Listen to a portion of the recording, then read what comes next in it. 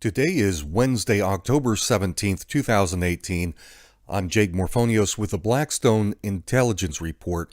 There are a lot of articles out today talking about the torture and murder of journalist and longtime CIA asset Jamal Khashoggi. I've read a lot of these articles. Most of them are simply repeating the exact same information from each other. They're not really doing any real research of their own or adding anything to the discussion.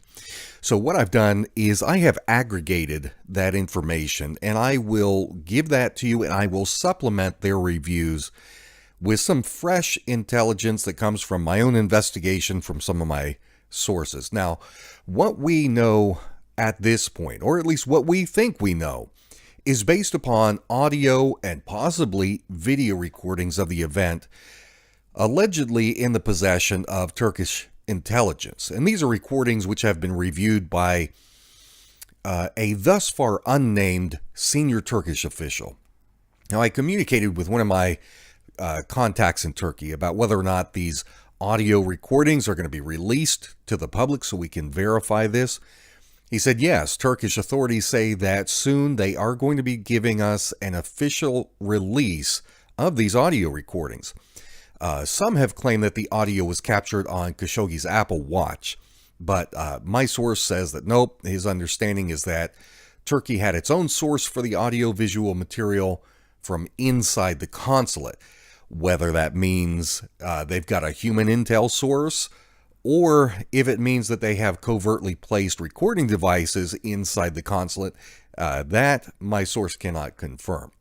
So we're still looking for hard evidence to come out before we can confirm this story. But until then, I do believe that we've got good reason to believe that this information is credible.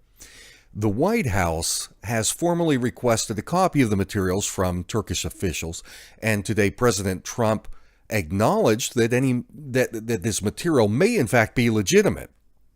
But he did still continue to defend the Saudi Crown Prince Mohammed bin Salman against claims that this heir to the Saudi throne is somehow engaged in wrongdoing. In fact, when asked if this tape really exists, Trump replied, "It probably does. Probably does." Now, how would Trump know this? Well, it's because Mike Pompeo was dispatched to Turkey to meet with his Turkish counterpart, Turkey's foreign minister, Mevlut Cavusoglu. And Pompeo has been there engaging in damage control. Trump says that he's waiting for Pompeo to return to America with the information before he can, make a decision if the reports are true or not. But that's simply ridiculous. Mike Pompeo is a former director of the CIA. This is Trump's right-hand man. This is not the 1800s. Pompeo would have already confirmed everything to Trump by now. He does not have to physically be present back in the Oval Office to convey the validity of the Turkish claims. One reason that we can assume that these Turkish media reports are accurate is because the way that the Turkish media operates is it is largely under the control of the government. Newsrooms are brimming with censors who monitor what information is released to the public. They control the flow of the narrative by giving instructions to the news editors, which filters on down to the reporters. So if the government does not want something out, it usually does not get out because they own the media. And for those media outlets that the government does not own outright, usually those media companies are owned by corporate bigwigs who are true blue government loyalists. So a lot of the leaked information that we're getting, it comes from one of these pro-government daily newspapers, Yeni Safakon. Given that Turkish news sources have been leaking this intel on the Khashoggi murder from the beginning, it's unthinkable that the release of this information has not been approved at the highest levels of the Turkish government. They would have stopped this leak a long time ago if it wasn't approved. And there's some bad blood between Turkey and Saudi Arabia, so the Turks are more than happy to release this information. In fact, the only thing that has really stopped the flow of the Khashoggi leaks is that Saudi Arabia's king, King Salman himself, personally called Turkish President Recep Erdogan about the matter. And that would not have happened unless the highest levels of the Saudi government really are afraid of what else is going to be released. And in the meantime, King Salman has dispatched a high-level delegation of diplomats and government officials to go meet with Erdogan's people in Turkey. It would certainly be nice if Donald Trump and his CIA goon turned Secretary of State Mike Pompeo would get on board and stop their shilling for the Saudi regime, which they're doing really just to protect their $110 billion military-industrial complex deal. The fact is that Trump and Pompeo, they've both been working from the beginning as full-time Zionist assets. They've been working to use Saudi Arabia to fight against Israel's regional archenemy, Iran. And that's really what this defense of Saudi Arabia is about. Its loyalty to Israel is what's motivating them. Now let's get into the details of what has been released. We know that Jamal Khashoggi entered the Saudi consulate in Istanbul back about 2 weeks ago on October 2nd at approximately 1:15 p.m. He was led into the private office of the Saudi consul. This is a man named Mohammed Al-Otibi. When he gets into the office, he finds a 15-member assassination team waiting for him. And what they did was they grab him. And what they didn't know, though, was that they were being recorded. All of this was captured. So the team grabs Khashoggi, and they immediately start torturing him. And you can hear, if the reports are correct, you can hear on the audio recording Khashoggi screaming as he's being beaten. And while he is still fully conscious, this team starts to cut off his fingers as part of a brutal interrogation. Now, the question that some people are going to ask is, what information would they be trying to get out of him? Well, remember, this guy is a CIA asset, so there's quite a bit of information that they could try and pull from him. Well, the Saudi consul, Al-Otibi, he can be heard on this recording complaining that the screaming was going to attract too much attention. And he says, and here's a direct quote from the recording, he says, "Do this outside, you will put me in trouble." Or, "Get this crap out of here, you're going to get me in trouble." Well, a member of the hit team is heard on this recording telling Khashoggi that they are going to take him to Arabia, and if he would like to remain alive after he gets there, he needs to stop screaming. So they're trying to shut the guy up, at least some. But within minutes, Khashoggi's dead, according to this what's on these tapes. The team beheaded him, although I've been unable to determine so far if they cut off his head after he was dead or if that was part of the what they were doing while he was still alive. But what we do know from this leaked report is the team dismembered his body and they were out of the consulate building within 2 hours from the start. So this is quick. Saudi officials strongly denied reports of Khashoggi's murder when this story was first leaked. But then Turkey released CCTV footage showing Khashoggi entering the consulate, and they challenged the Saudis, who have plenty of video cameras there, they challenged them to produce any of their own video footage showing him leaving the building. And of course, Saudi Arabia has been unable or unwilling to provide any such footage. Initial reports were that this Saudi team was trying to interrogate Khashoggi, and they were secretly going to kidnap him, take him back to Saudi Arabia. But those early reports said that the interrogation went wrong and that he was accidentally killed in the process. Well, some of these later reports are now saying that there really was no attempt to truly interrogate them. This was basically a snuff job. They were sent in there to make the guy suffer for speaking out against the crown prince and so forth. Well, the members of this hit team, they have worked for the Saudi royal family in the past.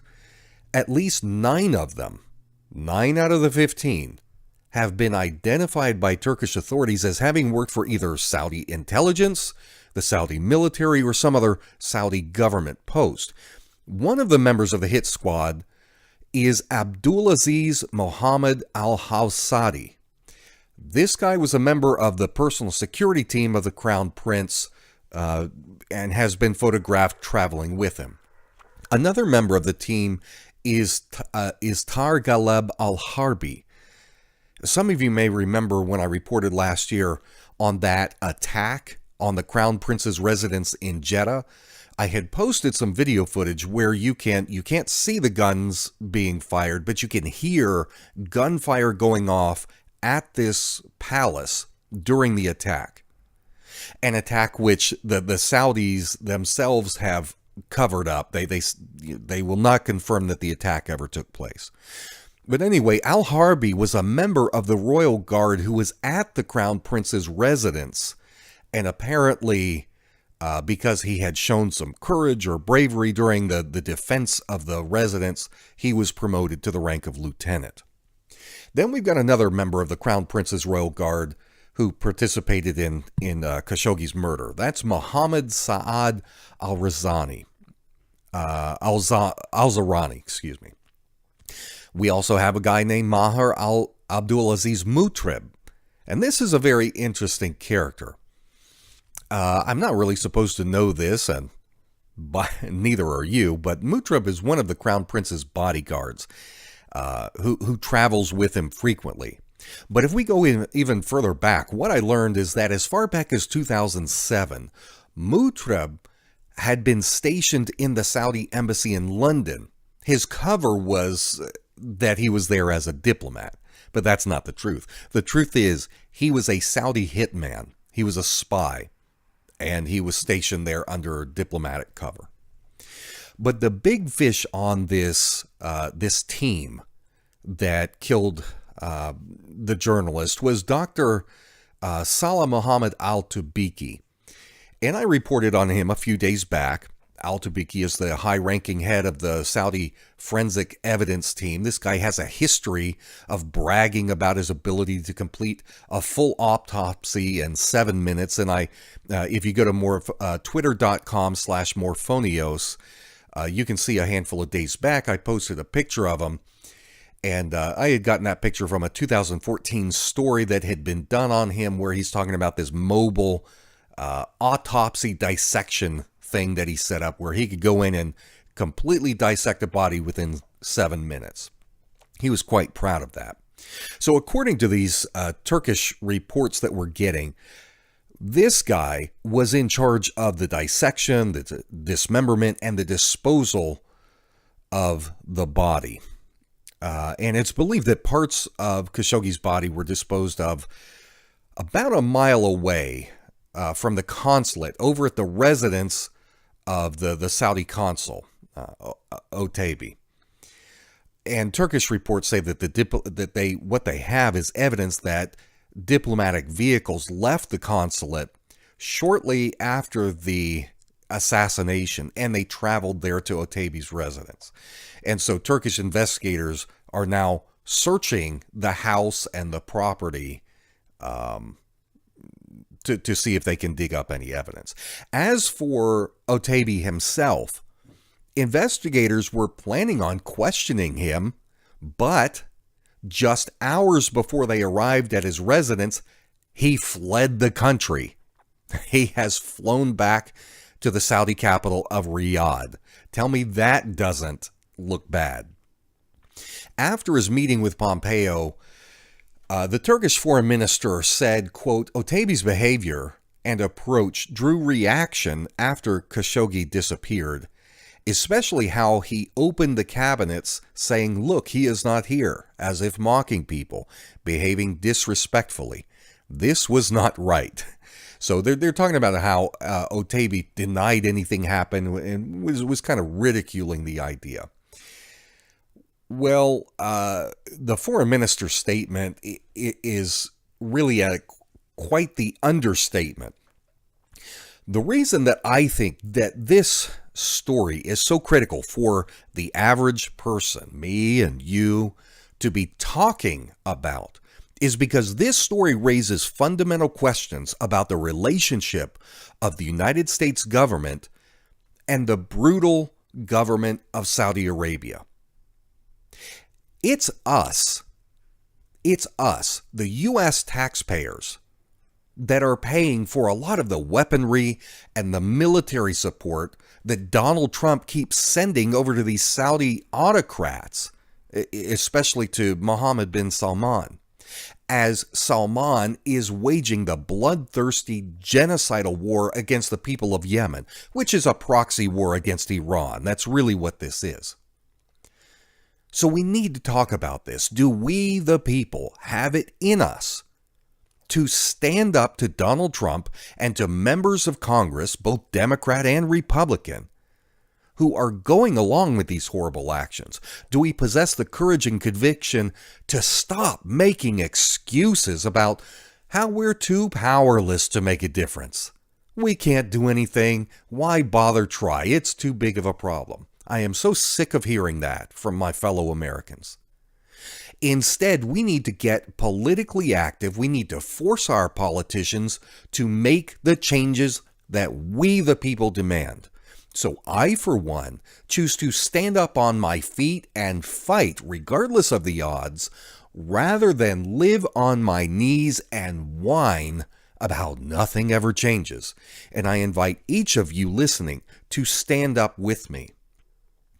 Now, to those of you who remember the fake patriot John Cullen, aka John Edgar Hoover, and the fake journalist Jason Goodman, who defended Saudi Arabia and praised Crown Prince Mohammed bin Salman back during my Las Vegas investigation, I invite you all to repudiate their praise of the Saudis. The Las Vegas massacre was not some kind of attempt to kill Crown Prince Salman. That was disinformation. He was not staying in Las Vegas at that time, and I confirmed it with the Saudi embassy in Washington, D.C., a fact which Jason Goodman and his minions accused me of lying about, saying I made it up, despite the fact that they have no idea who I spoke to and who my sources are at the embassy.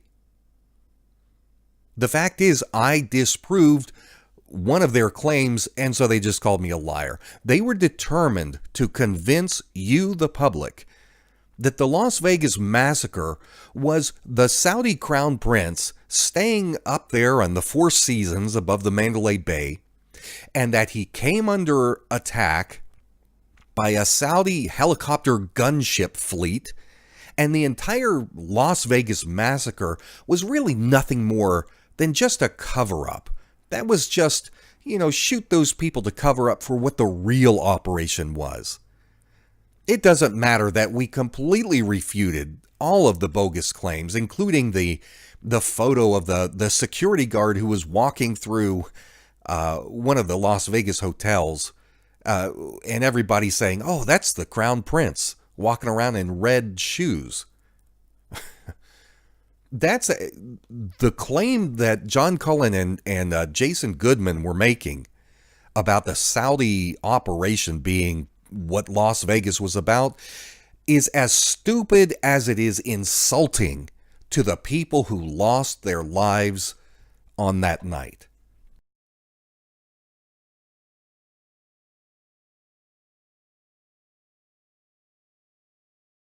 And I think you're anti-Semitic and you've been a jerk on this phone call. I'm Goodbye, Jake. John Cullen is a disinformation agent, and anyone peddling that bullcrap is not doing any favors to the truth. Those who stand up in defense of Crown Prince Mohammed bin Salman cannot be trusted. This man is a murderous mafia thug. He collaborates frequently with the Israeli Mossad. And in eliminating Khashoggi, what he's done is he has overplayed his hand. The guy is as impulsive as he is brutal. And that impulsiveness has revealed him to the world to be the murderous tyrant that I've been telling you that he is for the last 2 years.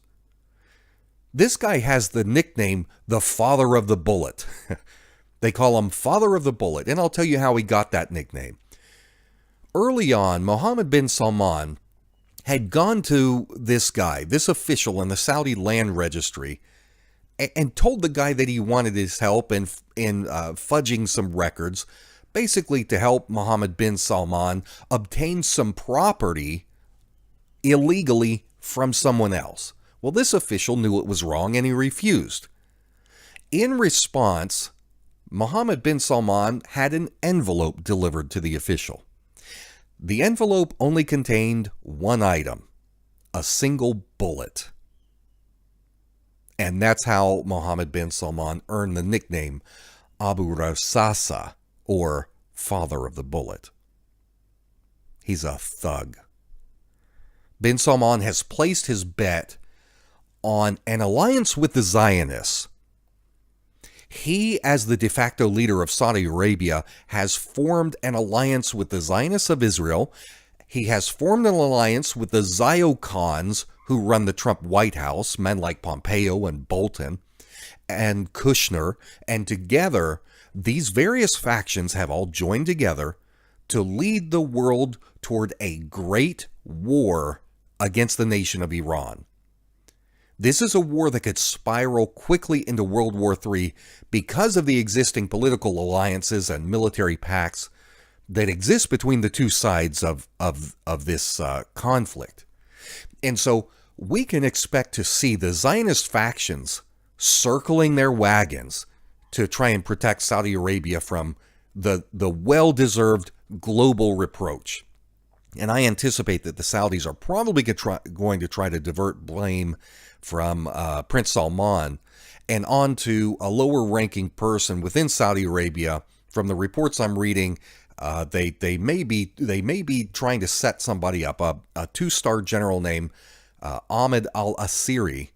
This is someone who serves as the deputy head of Saudi intelligence, and they may very well throw him under the bus and accuse him of having gone rogue and committing an unsanctioned hit against Khashoggi that wasn't authorized by the Crown Prince, which is bullcrap. Well, anyway, this is just a little bit of information that we have at this point on what happened. I believe the story is true in general, although we are still waiting on confirmation of some details. We will see. Stay tuned. If you have not subscribed to my channel, please click the subscribe button now. Click the bell icon so you can make sure and get alerts. And stay tuned because I've got a lot more information coming. Thank you for watching. For Blackstone Intelligence, I'm Jake Morphonios. If you appreciate hard-hitting investigative journalism that you won't get from the mainstream media, then please support Jake's research and analysis at patreon.com/endtimesnewsreport, paypal.me/endtimesnewsreport, or send a check or money order to Jake Morphonios, P.O. Box 1333, Kernersville, North Carolina 27285.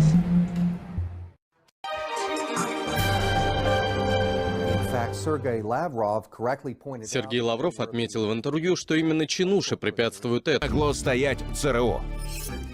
Ясно, что он заранее знал об этих атаках. 11 сентября. У меня Без страхового договора. как только торговый этажный небоскреб, здание номер 7 Джейк Мафониус, основатель Blackstone Intelligence, управляет глобальной сетью человеческого интеллекта. Мафониуса ищет из-за его опыта в ближневосточных делах, в том числе связи между ЦРУ и террористическими группами. Расстрел в Лас-Вегасе стал самым массовым убийством в истории США. Возможно, лас-вегасский стрелок Стивен Пэддок, Почтенному, обеспеченному господину В докладе ЦРУ, опубликованном следователем Джейком Мафониусом, были обнаружены секретные операции по запуску бомбы.